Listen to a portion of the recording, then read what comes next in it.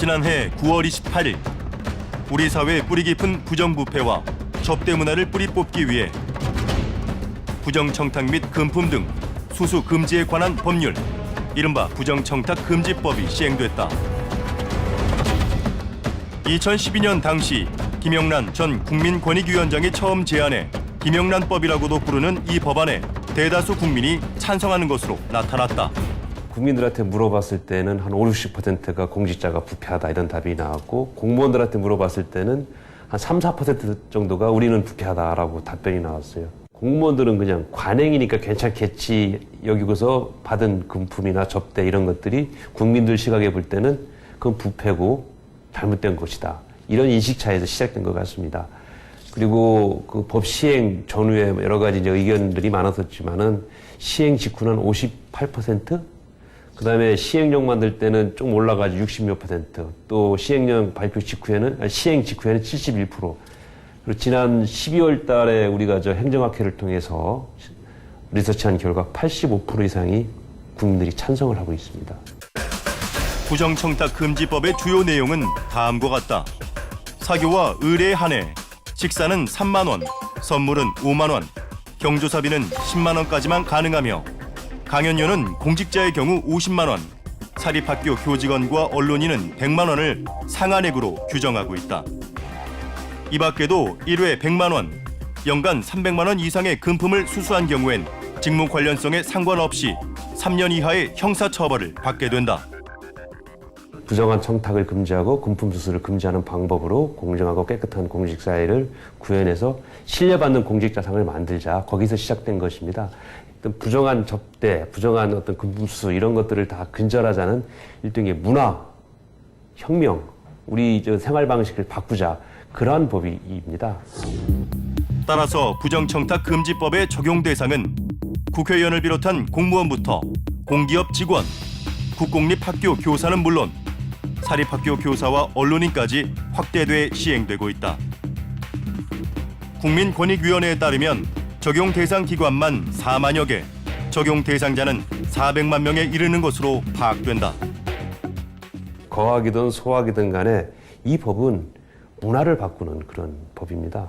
우리 나라에서 역사적으로 딱 2번의 이 청탁금지법 포함해서 법이 문화를 앞서가는 게 2가지 사례가 있었습니다. 보통 문화가 앞서가면은 법이 그 뒤를 뒤쫓아가면서 정리를 해주는 것인데, 법이 앞서간 사례가 첫 번째는 금융실명법이 있었어요. 국민들이 엄청 혼란에 빠졌었죠. 성공했잖아요. 즉 고위층뿐만 아니라 사회 전반의 부정청탁과 금품 수수를 근절해 공정하고 깨끗한 사회를 만들겠다는 것. 이것이 부정청탁금지법의 시행 취지다. 그렇다면 부정청탁금지법이 시행된 지 110여일이 지나면서 우리 사회는 얼마나 달라졌을까? 건설사를 운영하는 A씨는 부정청탁금지법의 효과를 톡톡히 보고 있다고 한다. 요구가 많았죠. 이제 솔직히 말씀드려서 뭐 이렇게 얼굴도 모르는 사람한테 직접장에 온다고 할 때는 가야 되는지 말아야 되는지 좀 갈등도 많이 느꼈고, 뭐 어떤 야유회 간다든가 하면 저희가 또 경우에 따라서는 저희가 알아서 좀 스푼도 하고, 또 그쪽에서 또 뭐 관광버스라든가 요구하는 경우도 있었고, 김영란법이 들어오고부터는 이제 서로 이제 뭐 3만 원, 5만 원, 10만 원 부분에서만 우리가 해야 된다라고 딱 정해지니까는 또 이것이 또 오랫동안 계속적으로 정책되기를 바라는 부분들이 많습니다. 공공기관과의 관계에서 의뢰 입장일 수밖에 없는 개인 사업자로선 기관의 부당한 요구가 줄어들면서 부담이 해소됐다는 것이다. 공무원들이 개인적으로 만나려고 하진 않습니다. 이렇게 옛날에는 뭐 같이 내가 점심에서 칼국수당으로 먹읍시다라고 얘기를 하면은 했는데, 지금은 분위기 보세요. 칼국수 먹을 분위기도 아니고 또 나와서 얘기할 분위기도 아니다. 그런 부분들은 왜 그런가 했더니, 관공서에서 교육을 상당히 많이 시켜요. 김영란법에 대해서 교육도 시키고, 본보기로 걸리면 죽는다라는 생각, 공감대가 많이 퍼져가지고 많은 부분을 기피하고 있습니다. 부정청탁금지법은 경제 분야뿐만 아니라 교육계에도 많은 영향을 미치고 있다. 국공립과 사립교사 또한 적용 대상이 되면서 알게 모르게 눈치를 보던 학부모들과 교사들의 불편한 마음을 덜어주고 있다는 것. 예전에는요, 학부모들이 학교에 갈 때 빈손으로 가면 안 되나? 뭐라도 사들고 가야 되나? 이런 게 있었고요. 학교 입장에서 교사들이나 또 이제 그 교장 선생님이나 교관 선생님도 이렇게 좀 들고 오는데 안 받기도 그렇고, 안 받으면 또 좀 냉정하게 보이고, 받자니 좀 그렇고 했었는데, 양쪽 다가 눈치를 볼 필요가 없게 됐다라는 거죠. 그러다 보니 선물이 오가는 사이에서 생기곤 했던 학생에 대한 부당한 차별도 줄어들 것으로 보인다. 학부모들 중에 정말 여력이 안 되거나 꽃 한 송이를 사주고 싶거나 아니면 책 한 권을 사주고 싶어도 여력이 안 되고 시간이 안 되는 부모들이 있는가 하면 여력이 되는 부모들이 있거든요. 근데 공교육에서 돈의 차이 또는 재력의 차이로 아이들한테 차별 대우를 만들 수 있는 소지가 있다라는 겁니다. 적어도 학교에서는 우리 아이들이 좀 평등하게 대접받는다 하는 기본적인 토대는 만들어지지 않을까, 그런 생각을 좀 하고 있고, 그런 사회가 좀 만들어져야 된다라고 좀 보고 있습니다. 그러나 부정청탁금지법은 우리 삶을 올바른 방향으로 변화시킴과 동시에 법 적용에 있어 논란이 되고 있다. 모호한 법 해석 문제로 실제 법을 위반했는지 명확히 알 수 없어 혼란이 빚어지고 있기 때문이다. 김영란법의 규정 자체가 매우 애매모호하게 돼 있어서 나중에는 권익위원회가 어떤 건 된다, 안 된다를 권익위원회가 결정을 하고 있는 겁니다. 그 김영란법을 위반하면 형사처벌이나 아니면 과태료라는 불이익한 처분을 받기 때문에 이것은 최종적으로는 법에 명확하게 적시돼야 되고, 그러니까 그것이 위반되는지 아닌지를 대상인 국민들, 공직자들이 알아야 되고, 그에 따라 행동결정을 할 거 아닙니까? 그리고 이거 최종적으로 법원이 위반 여부를 하는데, 그럼 권익위원회 자체도 헷갈리고, 이런 상황이 벌어지니까 일대의 혼란이 벌어지는 거죠. 일례로 시행 초기 선생님과 학생, 학부모 관계에서 카네이션과 캔커피를 왜 주면 안 되는지 법 적용을 놓고 의견이 분분했다.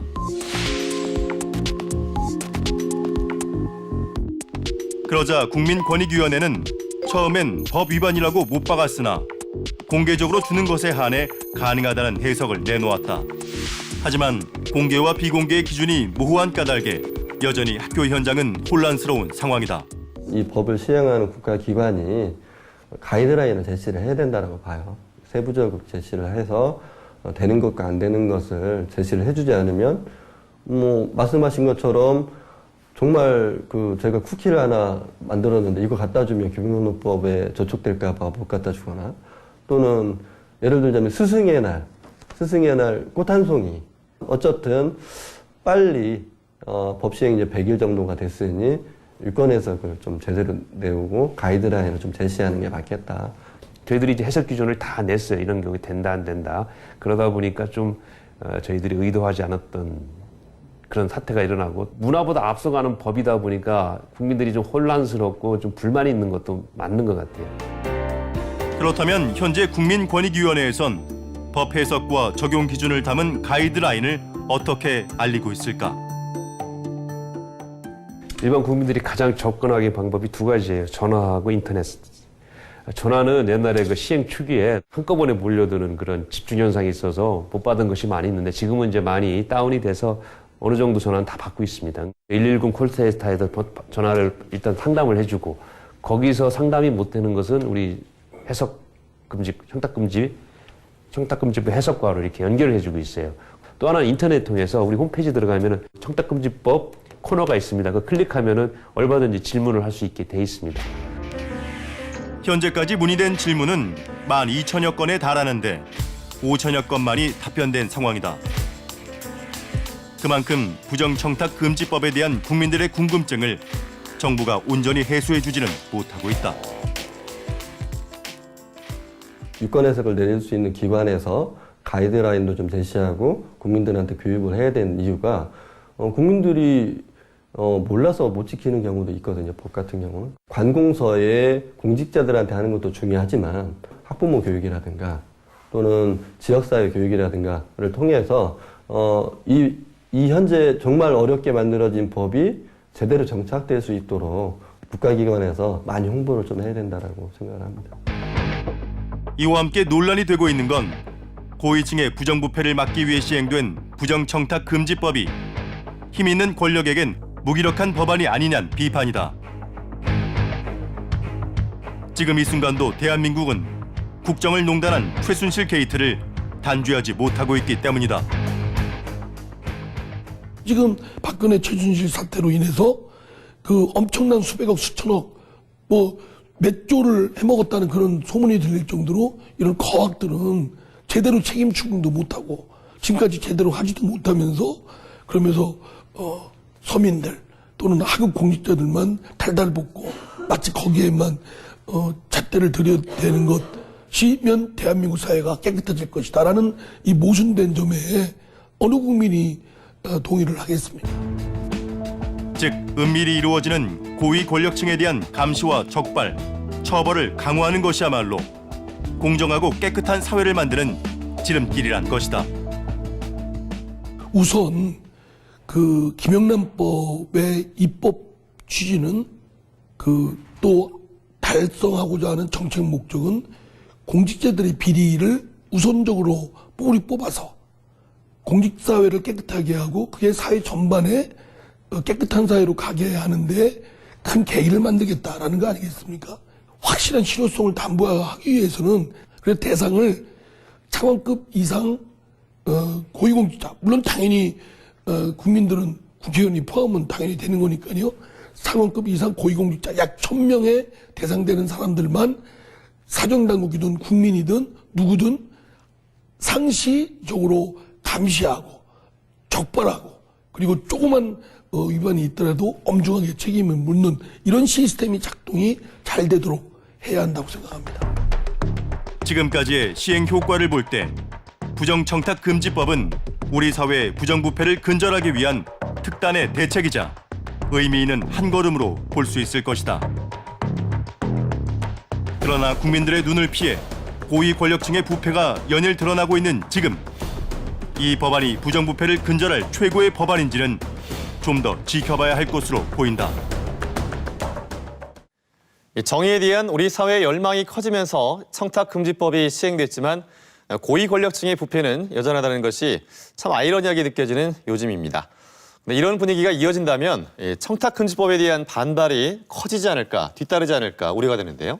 그렇습니다. 원안과 다르게 적용 대상이 확대된 것은 우리 사회에 만연된 부정부패와 접대, 청탁 문화를 완전히 뿌리 뽑겠다는 뜻이었습니다. 그런데 고위 권력층의 부패는 여전하다 보니 고래는 안 잡고 새우만 잡는 것이 아니냐라는 비판이 있는 것도 사실입니다. 예. 자, 그런데다가 이제 법 해석이 모호하다 보니까 혼란스러운 국민들 입장에서는 더욱더 좀 답답할 수밖에 없는 심정일 것 같아요. 맞습니다. 청렴 사회로 가기 위해서 꼭 필요한 법이고 또 좋은 취지로 시작을 했지만 그 기준이 모호해서 인간관계까지도 위축시키고 있는데요.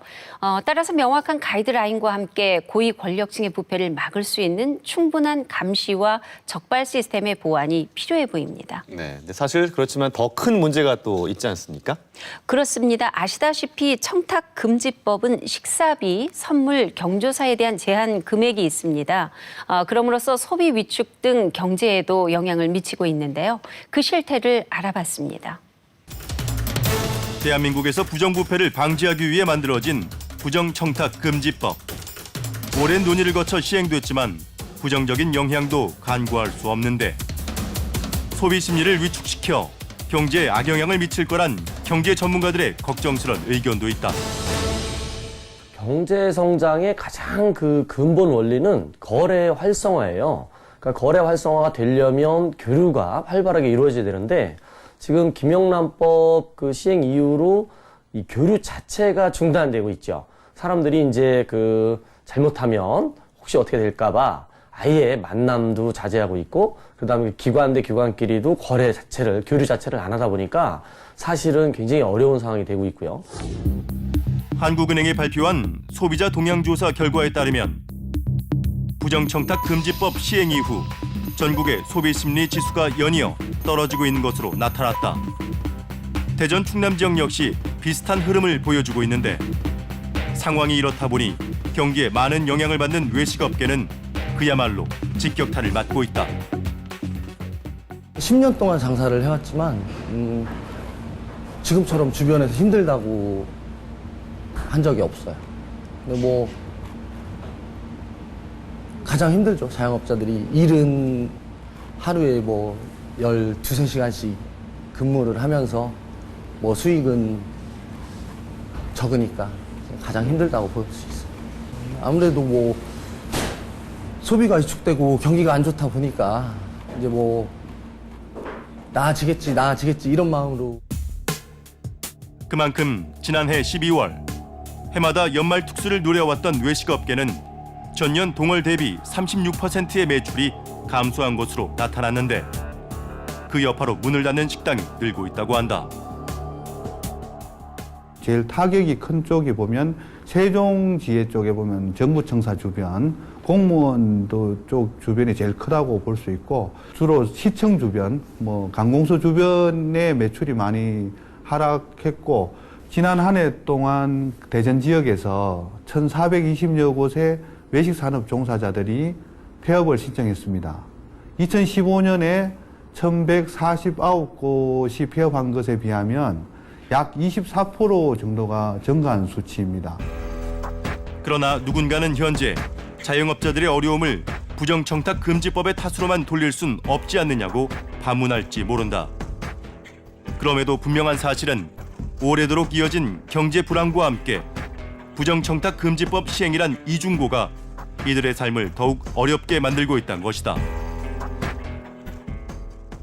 경기 불황인가 이런 속에서 또 원자재 이런 가격은 올라가고 있고 또 인건비 상승 요인이나 이런 부분에 비해서 또 매출 감소 이런 부분에 대해서는 도저히 감당이 불가능하다 하고 이럴 바에는 차라리 업종을 바꾸든지 또 아니면 폐업의 길로 접어드는 길이라면서 이런 부분들이 많다고 할 수 있습니다. 그렇다면 외식업체 중 부정청탁 금지법의 영향을 많이 받는 곳은 어디일까?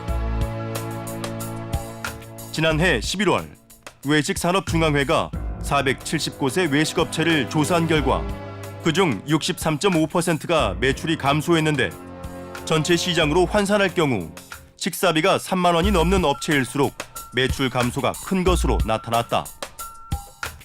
부정청탁 금지법은 원론적으로는 우리 사회가 청렴사회로 바뀌어가는 그런 중요한 모멘텀을 제공하는 아주 좋은 취지의 법안이라고 저희들도 생각을 하고요. 그 취지에 저희들이 반대하는 건 절대 아닙니다. 다만 이제 법이 갑자기 시행이 되면서 그 허용이 되는 그 기준가액에 대해서 시행령에서 정하고 있는데 이게 좀 낮게 책정이 되었다는 여론들이 많고 또 그로 인해서 소상공인들이 피해를 많이 보고 있습니다. 따라서 중소기업청은 부정청탁 금지법 시행을 기점으로 실태 조사를 진행하고 있는데 소상공인들에게 부정적인 영향이 크다고 판단되면 국민권익위원회에 기준가액 조정을 요청할 방침이다. 기준가액을 정해서 정말 그 인간관계에서 오고 갈 수 있는 어떤 그런 마음의 표시 정도까지만 허용을 하고 어떤 대가를 바라는 그런 선물은 금지하자는 게 취지이기 때문에 이 취지 자체를 저희들이 부인할 수는 없다고 봅니다. 다만 이제 경기가 안 좋아지는 시점과 겹쳐서 소상공인들의 피해가 크게 나타나고 있으니 자료 조사 결과를 토대로 다시 한번 기준가액 조정에 대해서 논의를 해볼 계획입니다. 이런 가운데 식사비 3만 원, 선물 5만 원 제한에 묶여 더더욱 설 자리를 잃어가고 있는 산업이 있다. 바로 한우업계로 한우 설 선물 세트 매출은 마이너스대로 내려앉았고 한우 식당 역시 매출이 급감하고 있는 실정이다. 한우 같은 경우는 덩어리도 크고 가격도 비쌈에도 불구하고 이걸 일률적으로 저가의 이제 금액으로만 설정을 해서 거의 먹지 말라는 얘기밖에 안 되죠. 농가들이 이제 한우 사육을 계속 유지를 해야 될지 포기해야 될지 이제 그런 기로에 서 있고요. 이렇게 이제 소비가 자꾸 이렇게 안 따라주고 요즘 한우값이 하락되다 보면은 기존에 하고 있는 규모화된 농가들도 도산하기가 쉽습니다. 따라서 한우업계는 소포장과 반값 행사를 통해 소비를 끌어올리기 위한 노력을 진행하고 있다. 그러나 장기적인 해결책이 될 수 없기에 제한금액 상한을 요구하고 있는 상황이다. 할인 행사라든가 반값 이렇게 판매 등으로 인해서 굉장히 지금 노력을 하고 있는데요. 이것도 어느 정도 한계가 있고 사실은 금액이 이제 우리 한우 같은 경우는 선물용으로 한다고 보면은 좀 특별하지 않습니까? 한우가. 그래서 10만 원 이상이 돼야 됩니다. 물론 뭐 김영란법에서 제외되면 좋겠지만 그렇지 않는다고 보면은 금액을 좀 상향을 해서 한우구이 같은 경우는 10만 원, 20만 원 정도로 좀 상향을 좀 하면 어떨까 그렇게 좀 바라고 있습니다. 이와 함께 화훼 산업 역시 생존의 기로에 서 있다. 경조사 화환이 매출의 80%를 차지하기에 부정청탁금지법의 시행 이후 매출이 급감하고 있기 때문이다. 전년 대비 매출이 약 50% 정도 감소가 됐다 보고 있고요. 저희 꽃집에서는 김영란법에 관련된 직무 관련자 외에도 일반 소비자들이 꽃 선물을 하는 자체가 모든 게 줄었습니다. 줄었고 또한 받는 사람 입장에서도 무조건 안 받는 추세로 돌아섰기 때문에 직무와 관련된 자해하는 5만 원 미만에 해당되지만서도 무조건 안 받습니다. 가족이 보내는 것도 동창회 모임에서 보내는 것도 다 거부를 하다 보니까 꽃집에서는 보내는 데 들어가는 물류비, 용달비, 다시 또 돌아와야 되는 용달비, 콜비 등을 꽃집에서 고스란히 다 떠안아야 되는 상황입니다. 화훼업체 측에선 화환 시장의 유통 가격을 반영하지 못한 현실성이 없는 가격 제한도 문제지만 그보다는 꽃이 왜 제한 품목에 해당되는지 이 부분에 대해 납득할 수 없다는 입장이다. 이거는 김영란법이나 취지 자체는 어떤 뇌물 성격에 대해서 방지를 해보자는 뜻인 거거든요. 근데 꽃이라는 거는 공개된 장소에 실명으로 해서 보내는 사람들 다 네 공개를 해서 선물을 해주는 건데 그 부분이 왜 뇌물이 되냐는 얘기죠. 따라서 화훼류 상품은 제외를 해달라는 거를 우선적으로 말씀을 드리고요. 저희가 이제 농림수산식품부 이하 각 화훼 관련된 협회 기관들과 같이 공동으로 해서 저희의 뜻이 관철이 될 수 있도록 이렇게 노력을 하고 있습니다. 이처럼 부정청탁금지법의 시행과 더불어 한우와 화훼 산업을 비롯한 각종 산업은 직접적인 영향을 받고 있다. 따라서 이대로 가다가는 애써 키운 국내 산업이 흔들리고 또 예상치 못한 경제 위기를 맞게 될지도 모른다. 화훼의 경우에는 알다시피 주로 이제 경조사용, 선물용으로 많이 이용하고 있는 구조인데 금지법 이후에는 그런 것들이 대폭 줄어들다 보니까 화훼 소매 같은 경우는 한 27% 정도 줄었다는 얘기도 있고요. 한우 같은 경우에는 가격이 비싸다 보니까 저희 도매 가격이라든가 그다음 장기적으로 이제 한우 고기 생산 이용되는 그 송아지 가격이 대폭 좀 하락하고 또 일부 저희들이 조사에 의하면은 한우 전문 식당 같은 경우에는 작년 11월 기준이면만 전년 동기 대비 비교해 보면은 한 19% 정도 매출이 줄었다 이런 얘기도 있습니다. 김영란법의 취지는 아주 바람직하고 반드시 필요하죠. 다만 이제 이 가뜩이나 경제가 어려운 상황에서 타이밍이 너무 안 좋다. 이런 얘기들 하고 있고 이제 그런 상황에서 이제 여러 가지 어떤 부작용들 이런 게 발생하고 있기 때문에 기본적으로 특히 이제 경제 성장을 악화시키는 그런 어떤 부분들에 대해서는 좀 예외 조항도 만들고 그래서 개정이 필요하다. 사실 경제 생태가 유지가 되려면 그런 서민 활동 이런 활동들이 활성화돼야 되는데 그 부분들을 막고 있는 거죠. 따라서 부정청탁금지법에 부정적인 영향을 막기 위한 대안으로 예외 조항이 거론되고 있다. 쉽게 말해 품목에 따라 시장 상황에 맞게 제한 금액을 조정하거나 때론 제한 품목에서 제외하자는 의견이다. 그러나 형평성 문제가 있기 때문에 이마저도 쉽지 않은 상황이다. 지금 그 화훼농가나 식품 또는 음식점 이런 데는 배제시키자, 제외하자 이런 법안도 나와 있고 그런 논의가 있는데 또 법 체계상 어느 특정 부분을 빼고 할 경우에 오히려 그 순작용보다 부작용이 더 크죠. 말하자면 화훼농가를 빼자, 음식점을 빼자 그러면 공산품도 어려운 쪽이 있거든요. 그럼 공산품도 빼고 그러면 다 빼야죠. 그러면 이 법이 있으나마나 법이 되는 겁니다. 그렇기 때문에 민생이나 서민경제에 어렵다고 해서 어느 특정 부분을 빼자고 그러면 논리의 일관성이나 정책의 일관성, 법의 실효성이 담보될 수가 없고 유지될 수도 없습니다. 이런 가운데 민족의 대명절인 설날이 다가오고 있다. 소비를 늘리기 위해 각 유통업체는 다양한 자구책에 나서고 있지만 위축된 소비 심리가 풀어질지는 미지수다. 작년 설보다는 약간 떨어지는 그런 경향이 있습니다. 그리고 기업체라든가 대량 구매하시는 분들도 최근에 그 5만 원 이하 상품군들을 더욱 많이 찾다 보니까 객단가가 사실은 조금 떨어지고 있는 그런 상황입니다. 김영란법 영향으로 인해서 5만 원 이하 상품들을 약 한 품목별로 10개 이상씩은 준비를 했어요. 그래서 전체적으로 봤을 때는 20% 이상의 5만 원 이하 상품군이 구성이 됐다고 보시면 됩니다. 매출은 저희가 이제 전년 설 대비해서 저희 매장에서는 목표를 5% 이상 성장으로 목표는 잡았지만 실질적으로는 한 10% 정도 하락하지 않을까 그런 걱정이 됩니다. 소비 심리를 개선하기 위해선 부정청탁금지법의 취지는 살리되 합리적인 소비는 가로막지 않는 현명한 방안이 모색돼야 할 것으로 보인다. 그만큼 부정청탁금지법이 경제에 미치는 부정적인 영향을 여실히 파악할 수 있도록 제대로 된 실태조사가 이루어져야 할 것이다.